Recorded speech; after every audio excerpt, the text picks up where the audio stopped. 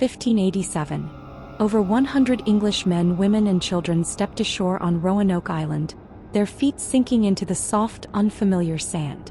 They carried with them the heavy hopes of a nation and the simple, profound dreams of families seeking a new beginning. They were carpenters and farmers, mothers and fathers. They sought not gold or glory but a piece of earth to call their own. The air was thick with the scent of pine and salt, a perfume of promise. Yet as they stood on that shore, looking out at the dense green forests and the endless blue sky, a fragile sense of optimism began to take root in their weary souls. But beneath the surface of this hope, a quiet current of fear ran deep. The new world was as menacing as it was beautiful. Among the colonists was a man named Ananias Dare. He was a bricklayer and tiler by trade, one of the assistants to the governor, John White. He was a practical man, his hands calloused from his craft.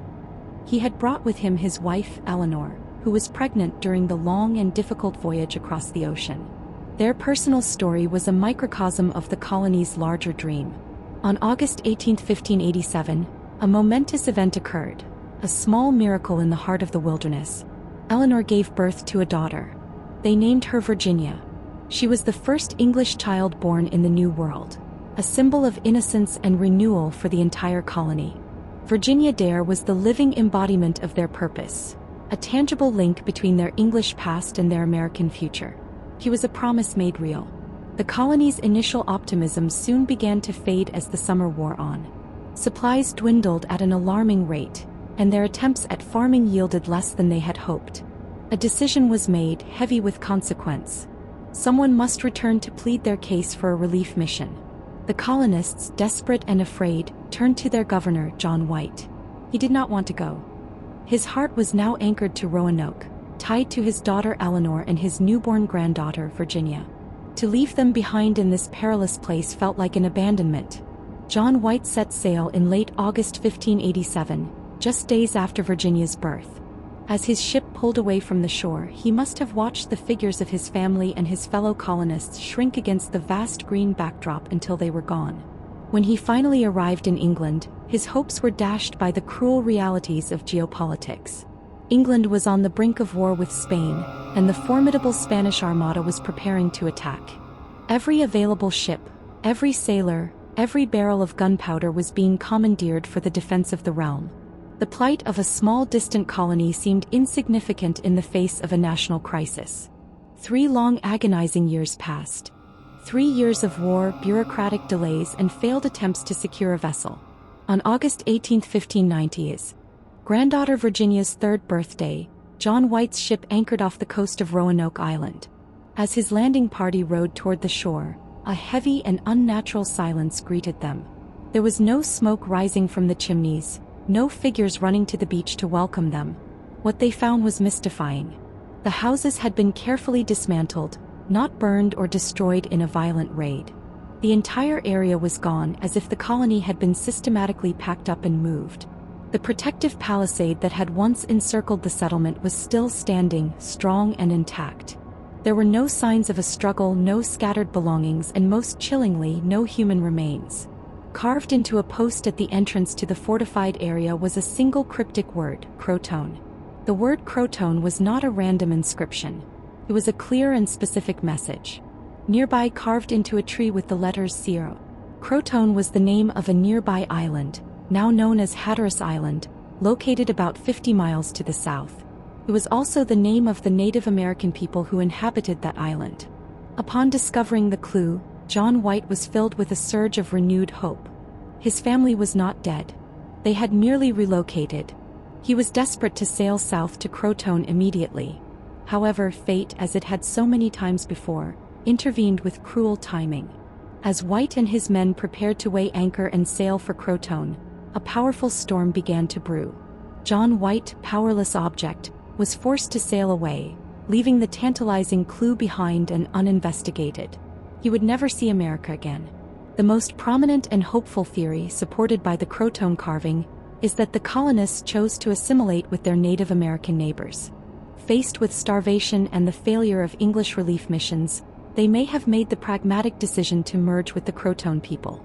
This theory suggests a story not of loss, but of survival and adaptation.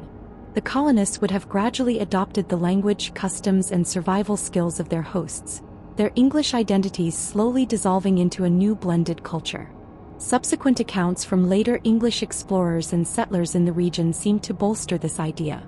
John Lawson, an explorer writing in the early 1700s, noted that he met Hatteras Indians who claimed that some of their ancestors were white people.